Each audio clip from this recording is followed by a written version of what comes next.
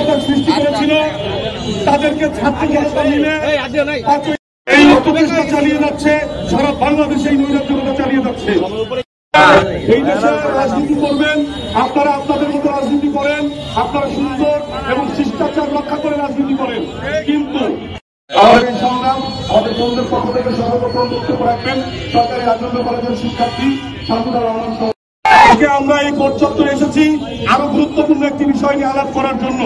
সেটি হচ্ছে আজ সারা বাংলাদেশে দেখা যাচ্ছে সারা দেশে নৈরাজ্যতা, ধর্ষণ, ছিনতাইকারীর উৎপাত, মানুষ মানুষকে হত্যা করছে, কিন্তু যখনই আমরা প্রশাসনকে চাপ দিচ্ছি কোন একজন আসামিকে ধরার জন্য, প্রশাসন ধরে নিয়ে আসছে, ঠিক তার 2 দিন বা 3 দিন পরে ওই আসামি আমার বাইরে দেখা যায়।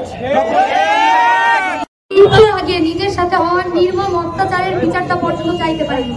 সেই শিশুর আওয়াজ হয়ে যে ধর্ষণ হয়েছে, তার বাবা মামলা করায় তাকে খুন করা হয়েছে, তার বাবাকে খুন করা হয়েছে। আমরা একটা স্বাধীন সার্বভৌম দেশে থাকি, যেই দেশে আইন বিভাগ, বিচার বিভাগ, প্রশাসন সবই আছে, পুলিশ সবই আছে, অথচ এই দেশে একজন শিশু নারী হয়ে ওঠার আগেই ধর্ষিত হয়ে যায়। 30 লক্ষ মানুষের রক্তের বিনিময়ে অর্জিত বাংলাদেশ। 1924 সালে হাজারো ভাইয়ের রক্তের বিনিময়ে অর্জিত বাংলাদেশ। সেখানে কেন আমাদের ভাই বোনেরা